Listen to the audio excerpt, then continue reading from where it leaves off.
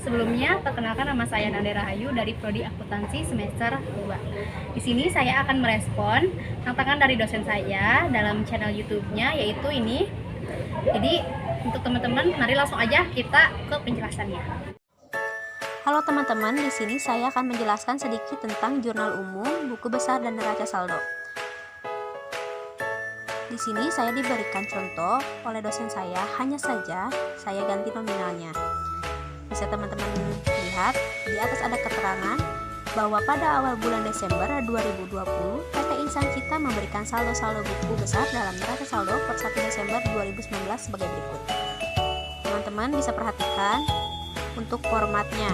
Yang kolom pertama ada nama akun, kolom kedua ada debit, dan kolom ketiga ada kredit. Untuk yang pertama ada kas sebesar 118 juta, ada piutang usaha sebesar 86.500.000, ada perlengkapan sebesar 92.250.000, ada persediaan BB sebesar 116.750.000, ada persediaan BDP sebesar 413.650.000, ada persediaan BG sebesar 536.750.000, ada peralatan sebesar 360 juta.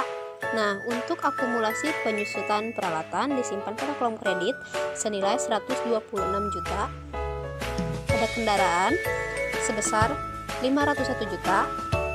Disimpan pada kolom debit.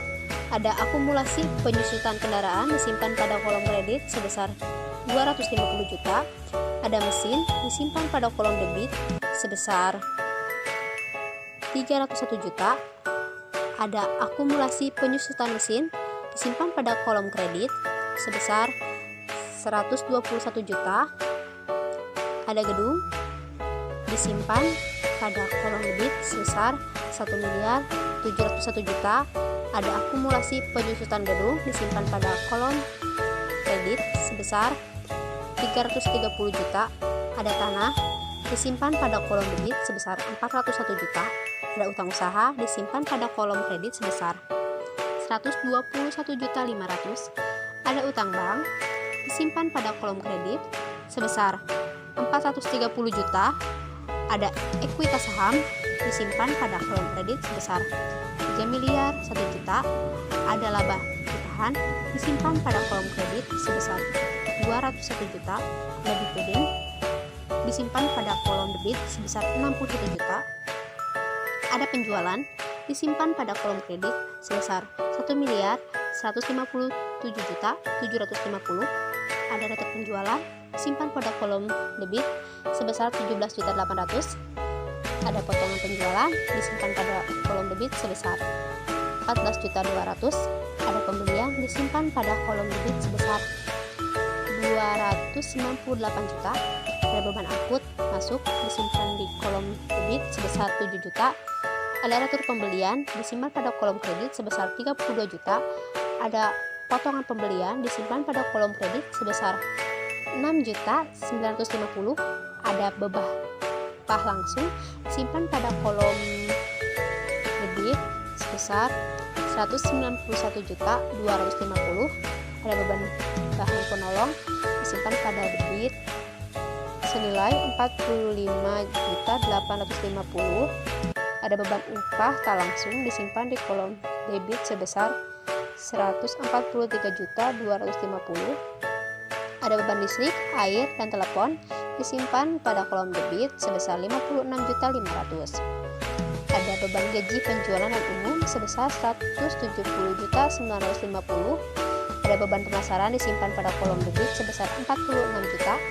Ada beban listrik, air, dan telepon penjualan sebesar 23.500.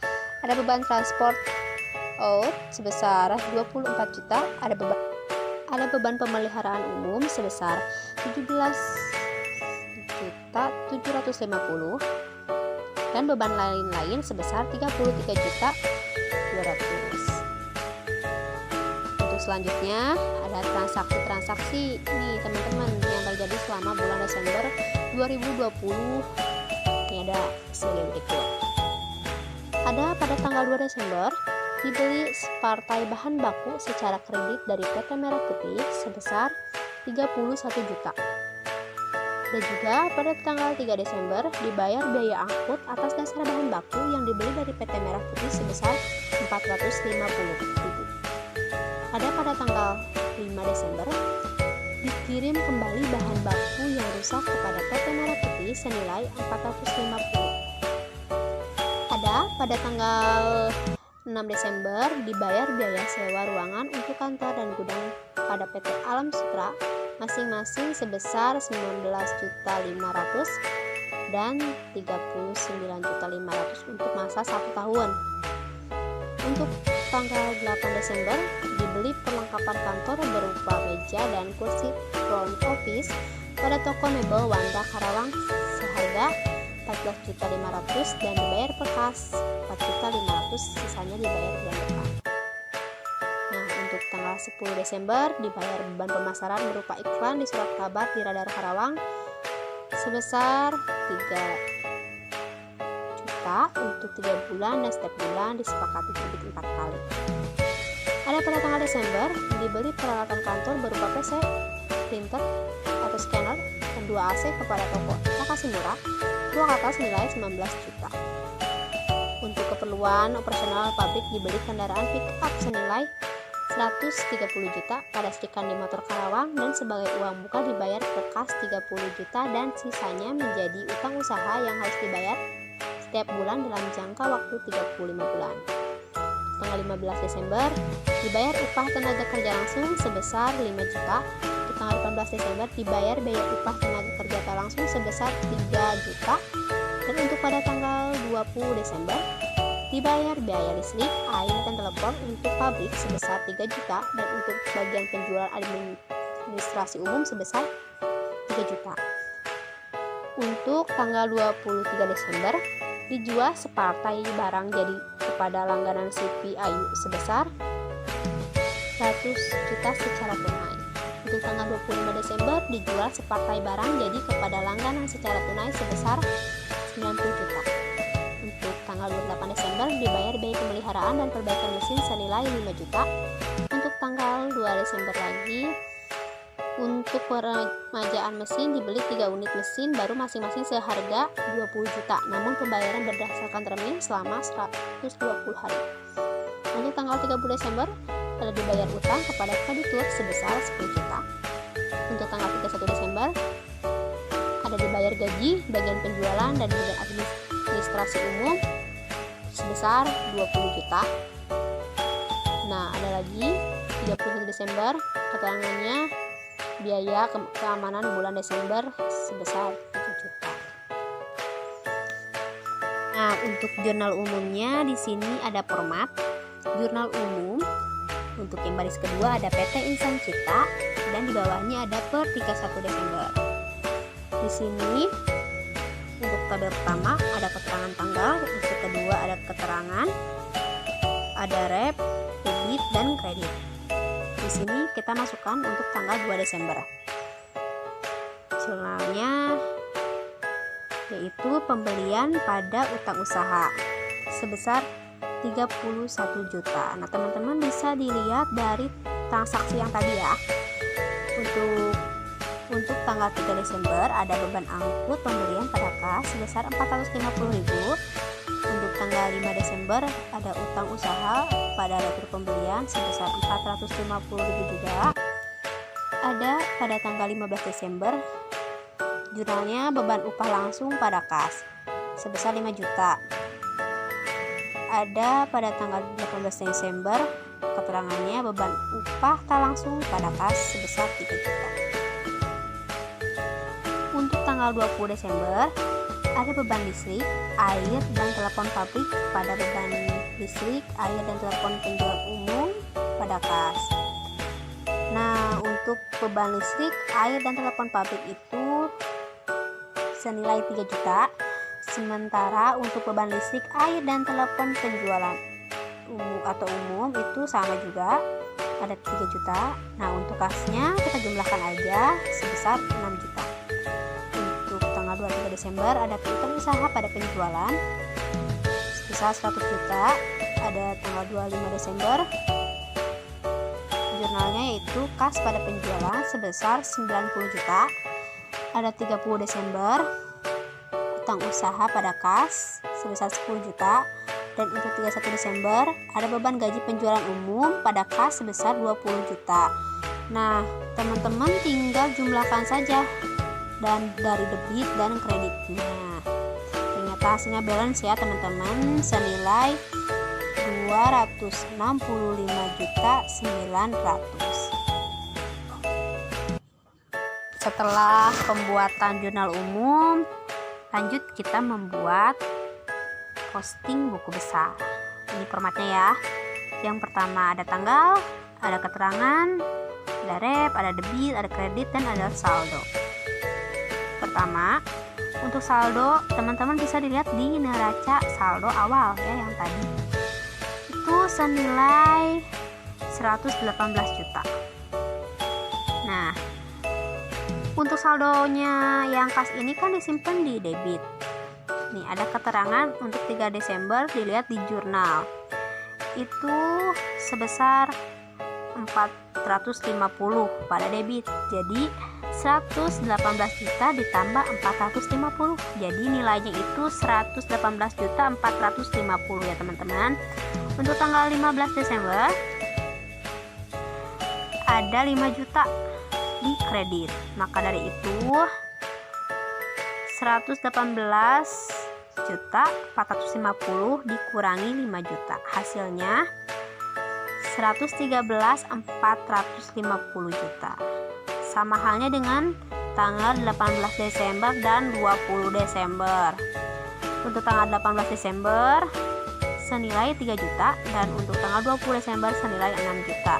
Nah teman-teman, hasil yang tadi tinggal dikurangi aja karena di kredit. Untuk tanggal 25 Desember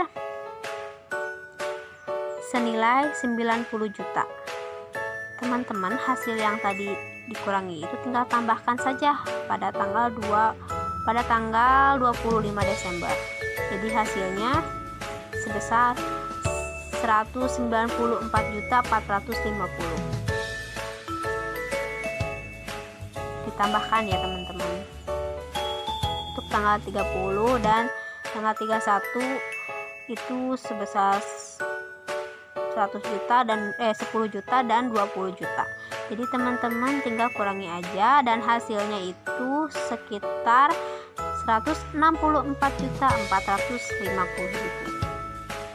Sama halnya kayak yang tadi ya teman-teman. Di sini ada piutang usaha. Piutang usaha ini saldo di neraca saldonya itu tempatnya ada di debit. Nah, untuk tanggal 25 Desember itu yang sebesar 100 juta itu disimpan di debit. Maka dari itu, teman-teman, saldo dan tanggal 23 Desember ini ditambahkan ya. Hasilnya menjadi 186.500. Ada perlengkapan. Di sini ada nilai di neraca saldo awalnya sebesar 92.250. Ada persediaan bahan baku di saldo neraca saldo awalnya sebesar 116.750. Ada persediaan BDP, saldonya senilai 413.650 juta. Ada persediaan BJ, saldonya senilai 536.750. Ada peralatan, saldonya sebesar 360 juta. Ada akumulasi penyusutan peralatan, saldonya sebesar 126 juta. Ada kendaraan senilai 501 juta.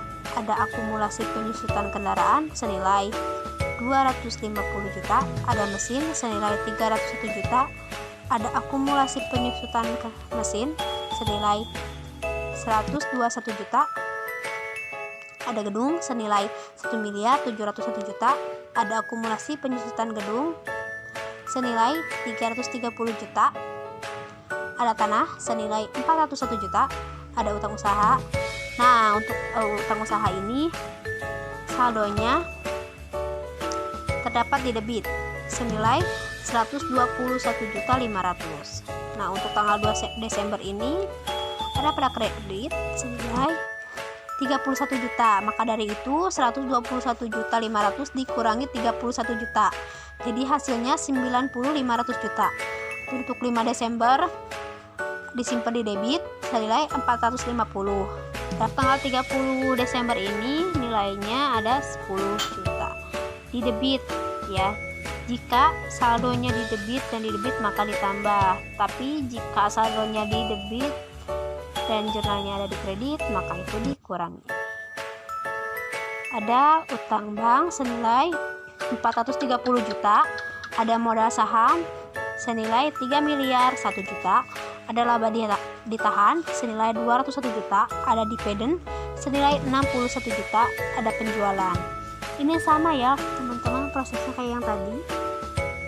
Jadi saldonya itu ada 1.157.750.000. Nah, karena ini dikredit, maka karena saldonya dikredit dan jurnal juga dikredit sebesar 100 juta, maka ditambahkan, dan yang tanggal 25 juta juga nilainya 90 juta itu ditambahkan. Nah, jadi untuk ini penjualan saldo awalnya ada di kredit senilai 1.157.750. Nah, untuk tanggal 23 Desember dan tanggal 25 Desember juga ini disimpannya di kredit senilai 100 juta dan 90 juta. Maka dari itu saldo dengan yang lainnya ditambahkan. Hasilnya yaitu 1.347.500.000. Ada retur penjualan senilai 17.800.000, ada potongan penjualan sebesar 14.250.000, ada pembelian sebesar 297 juta. Nah, di sini ada beban pemeliharaan umum sebesar saldonya 17.750.000, ada beban lain-lain saldonya sebesar 33.200.000. Nah, mungkin teman-teman bertanya, di mana kok bisa disimpan di debit dan kredit? Nah, teman-teman bisa lihat di neraca saldo awal dan jurnal umumnya ya. Nah, lanjut langsung kita ke neraca saldo PT Insan Cita. Nah, teman-teman, cara membuat neraca saldo ini mudah ya. Hanya buku besar dipindahkan saja. Kolomnya formatnya sama, kolom pertama ada nama akun, kolom kedua ada debit, dan kolom ketiga ada kredit. Sama, untuk nama akun ada kas, utang usaha, perlengkapan, persediaan 413 juta 650, 536 juta 750, dan 360 juta.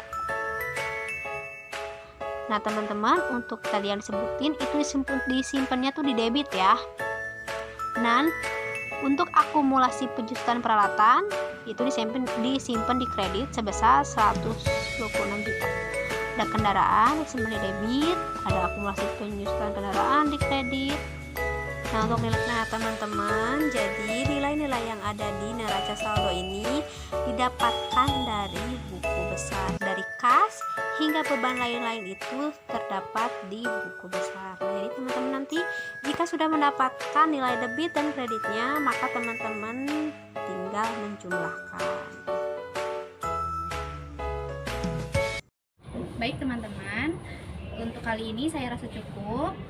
Mohon maaf bila ada kesalahan. Wassalamualaikum warahmatullahi wabarakatuh.